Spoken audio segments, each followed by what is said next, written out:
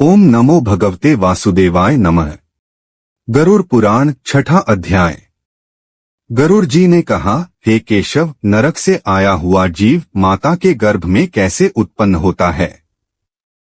वह गर्भवास आदि के दुखों को जिस प्रकार भोगता है वह सब भी मुझे बताइए। भगवान विष्णु ने कहा, स्त्री और पुरुष के संयोग से जैसे मनुष्य की उत्पत्ति होती है उसे मैं तुम्हें कहूंगा। ऋतुकाल के आरंभ के 3 दिनों तक इंद्र को लगी ब्रह्महत्या का चतुर्थांश रजस्वला स्त्रियों में रहता है। उस ऋतुकाल के मध्य में किए गए गर्भाधान के फलस्वरूप पापात्माओं के देह की उत्पत्ति होती है। रजस्वला स्त्री प्रथम दिन चांडालिनी, दूसरे दिन ब्रह्मघातिनी और तीसरे दिन रजकी धोबिन कहलाती है।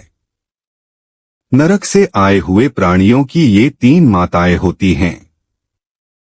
दैव की प्रेरणा से कर्मानुरोधी शरीर प्राप्त करने के लिए प्राणी पुरुष के वीर्य का आश्रय लेकर स्त्री के उदर में प्रविष्ट होता है। एक रात्रि में वह शुक्राणु कलल के रूप में, 5 रात्रि में बुदबुद के रूप में, 10 दिनों में बेर के समान तथा उसके पश्चात मांसपेशियों से युक्त अंडाकार हो जाता है।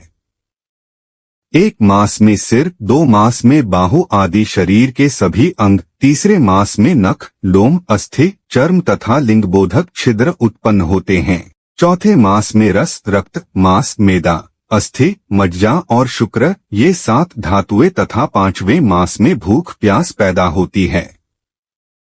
छठे मास में जरायु में लिपटा हुआ वह जीव माता की दाहिनी कोख में घूमता है और माता के द्वारा खाए पिए अन्नादि से बढ़े हुए धातुओं वाला वह जंतु विष्ठा मूत्र के दुर्गंधयुक्त गड्ढे रूप गर्भाशय में सोता है। वह गर्भस्थ क्षुधित कृमियों के द्वारा उसके सुकुमार अंग प्रतिक्षण बार बार काटे जाते हैं, जिससे अत्यधिक क्लेश होने के कारण वह जीव मूर्छित हो जाता है। माता के द्वारा खाए हुए कड़वे, तीखे, गरम, नमकीन, रूखे तथा खट्टे पदार्थों के अति उद्वेजक संस्पर्श से उसे समूचे अंग में वेदना होती है और जरायु अर्थात झिल्ली से लिपटा हुआ वह जीव आंतों द्वारा बाहर से ढका रहता है। उसकी पीठ और गर्दन कुंडलाकार रहती है। इस प्रकार अपने अंगों से चेष्टा करने में असमर्थ होकर भी वह जीव पिंजरे में स्थित पक्षी की भांति माता की कुक्षी में अपने सिर को दबाए हुए पड़ा रहता है। भगवान की कृपा से अपने सैकड़ों जन्मों के कर्मों का स्मरण करता हुआ वह गर्भस्थ जीव लंबी श्वास लेता है। ऐसी स्थिति में भला उसे कौन सा सुख प्राप्त हो सकता है? मांस, मज्जा आदि 7 धातुओं के आवरण में आवृत वह ऋषिकल्प जीव भयभीत होकर हाथ जोड़कर विकल वाणी से उन भगवान की स्तुति करता है जिन्होंने उसको माता के उदर में डाला है। 7वें महीने के आरंभ से ही सभी जन्मों के कर्मों का ज्ञान हो जाने पर भी गर्भस्थ प्रसूति वायु के द्वारा चालित होकर वह विष्ठा में उत्पन्न सहोदर उसी पेट में उत्पन्न अन्य कीड़े की भांति एक स्थान पर ठहर नहीं पाता।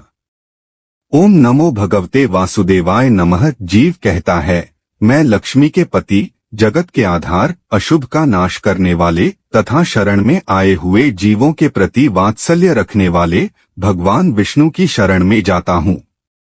हे नाथ, आपकी माया से मोहित होकर मैं देह में अहभाव तथा पुत्र और पत्नी आदि में ममत्व भाव के अभिमान से जन्म मरण के चक्कर में फंसा हूँ। मैंने अपने परिजनों के उद्देश्य से शुभ और अशुभ कर्म किए, किंतु अब मैं उन कर्मों के कारण अकेला जल रहा हूँ। उन कर्मों के फल भोगने वाले पुत्र कलत्रादि अलग हो गए। यदि इस गर्भ से निकलकर मैं बाहर आऊं तो फिर आपके चरणों का स्मरण करूंगा और ऐसा उपाय करूंगा जिससे मुक्ति प्राप्त कर लूं। विष्ठा और मूत्र के कुएं में गिरा हुआ जठराग्नि से जलता हुआ एवं यहाँ से बाहर निकलने की इच्छा करता हुआ मैं कब बाहर निकल पाऊंगा? जिस दीनदयाल परमात्मा ने मुझे इस प्रकार का विशेष ज्ञान दिया है, मैं उन्हीं की शरण ग्रहण करता हूँ, जिससे मुझे पुनः संसार के चक्कर में न आना पड़े, अथवा मैं माता के गर्भगृह से कभी भी बाहर जाने की इच्छा नहीं करता, क्योंकि बाहर जाने पर पाप कर्मों से पुनः मेरी दुर्गति हो जाएगी। इसलिए यहाँ बहुत दुख की स्थिति में रहकर भी मैं खेदरहित होकर आपके चरणों का आश्रय लेकर संसार से अपना उद्धार कर लूंगा। श्री भगवान बोले, इस प्रकार की बुद्धि वाले एवं स्तुति करते हुए 10 मास के ऋषिकल्प उस जीव को प्रसूति वायु प्रसव के लिए तुरंत नीचे की ओर ढकेलता है। सूति मार्ग के द्वारा नीचे सिर करके सहसा गिराया गया वह आतुर जीव अत्यंत कठिनाई से बाहर निकलता है और उस समय वह श्वास नहीं ले पाता है तथा उसकी स्मृति भी नष्ट हो जाती है। पृथ्वी पर विष्ठा और मूत्र के बीच गिरा हुआ वह जीव मल में उत्पन्न कीड़े की भांति चेष्टा करता है और विपरीत गति प्राप्त करके ज्ञान नष्ट हो जाने के कारण अत्यधिक रुदन करने लगता है। गर्भ में, रुग्णावस्था में, श्मशान भूमि में तथा पुराण के पारायण या श्रवण के समय जैसी बुद्धि होती है वह यदि स्थिर हो जाए तो कौन व्यक्ति सांसारिक बंधन से मुक्त नहीं हो सकता। कर्मभोग के अनंतर जीव जब गर्भ से बाहर आता है तब उसी समय वैष्णवी माया उस पुरुष को मोहित कर देती है। उस समय माया के स्पर्श से वह जीव विवश होकर कुछ बोल नहीं पाता, प्रत्युत शैशवादी अवस्थाओं में होने वाले दुखों को पराधीन की भांति भोगता है। उसका पोषण करने वाले लोग उसकी स्थिति इच्छा को जान नहीं पाते, अतः प्रत्याख्यान करने में असमर्थ होने के कारण वह अनभिप्रेत अर्थात विपरीत स्थिति को प्राप्त हो जाता है।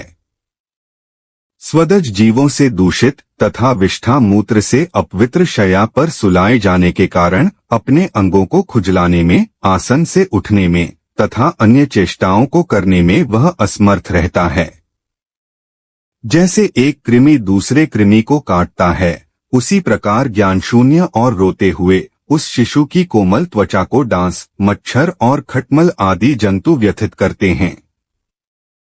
इस प्रकार शैशवावस्था का दुख भोगकर वह पौगंडावस्था में भी दुख ही भोगता है। तदंतर युवावस्था प्राप्त होने पर आसुरी संपत्ति, दंभ, घमंड और अभिमान तथा क्रोध, कठोरता तथा अज्ञान ये सब आसुरी संपदा लेकर उत्पन्न हुए पुरुष के लक्षण हैं को प्राप्त करता है। तब वह दुर्व्यसनों में आसक्त होकर नीच पुरुषों के साथ संबंध बनाता है और वह कामलंपट प्राणी शास्त्र तथा सत्पुरुषों से द्वेष करता है। भगवान की माया रूपी स्त्री को देखकर वह अजितेंद्रिय पुरुष उसकी भाव भंगिमा से प्रलोभित होकर महामोहरूप अंधतम में उसी प्रकार गिर पड़ता है जिस प्रकार अग्नि में पतंगा, हिरन, हाथी, पतंगा, भौरा और मछली ये पांचों क्रमशः शब्द, स्पर्श, रूप, गंध तथा रस इन 5 विषयों में एक एक में आसक्ति होने के कारण ही मारे जाते हैं। फिर एक प्रमादी व्यक्ति जो 5 इंद्रियों से 5 विषयों का भोग करता है वह क्यों नहीं मारा जाएगा। अभीप्सित वस्तु की अप्राप्ति की स्थिति में अज्ञान के कारण ही क्रोध हो आता है और शोक को प्राप्त व्यक्ति देह के साथ ही बढ़ने वाले अभिमान तथा क्रोध के कारण वह कामी व्यक्ति स्वयं अपने नाश हेतु दूसरे कामी से शत्रुता कर लेता है। इस प्रकार अधिक बलशाली अन्य कामीजनों के द्वारा वह वैसे ही मारा जाता है जैसे किसी बलवान हाथी से दूसरा हाथी। इस प्रकार जो मूर्ख अत्यंत दुर्लभ मानव जीवन को विषयासक्ति के कारण व्यर्थ में नष्ट कर लेता है उससे बढ़कर पापी और कौन होगा। सैकड़ों योनियों को पार करके पृथ्वी पर दुर्लभ मानव योनि प्राप्त होती है। मानव शरीर प्राप्त होने पर भी द्विजत्व की प्राप्ति उससे भी अधिक दुर्लभ है। अतिदुर्लभ द्विजत्व को प्राप्त कर जो व्यक्ति द्विजत्व की रक्षा के लिए अपेक्षित धर्म कर्मानुष्ठान नहीं करता, केवल इंद्रियों की तृप्ति में ही प्रयत्नशील रहता है, उसके हाथ में आया हुआ अमृत स्वरूप वह अवसर उसके प्रमाद से नष्ट हो जाता है। इसके बाद वृद्धावस्था को प्राप्त करके महान व्याधियों से व्याकुल होकर मृत्यु को प्राप्त करके वह पूर्ववत महान दुखपूर्ण नरक में जाता है। इस प्रकार जन्म मरण के हेतुभूत कर्मपाशों से बंधे हुए वे पापी मेरी माया से विमोहित होकर कभी भी वैराग्य को प्राप्त नहीं करते। हे ताक्ष्य, इस प्रकार मैंने तुम्हें अंत्येष्टि कर्म से हीन पापियों की नरक गति बताई, अब आगे और क्या सुनना चाहते हो। इस प्रकार गरुड़ पुराण के अंतर्गत सारोद्धार में पाप जन्मादि दुख निरूपण नामक 6ठा अध्याय पूर्ण हुआ। ओम नमो भगवते वासुदेवाय नमः। वीडियो अच्छी लगी हो तो प्लीज लाइक एंड शेयर, और अगर आप चैनल पे नए हैं तो सब्सक्राइब जरूर कर लें। धन्यवाद।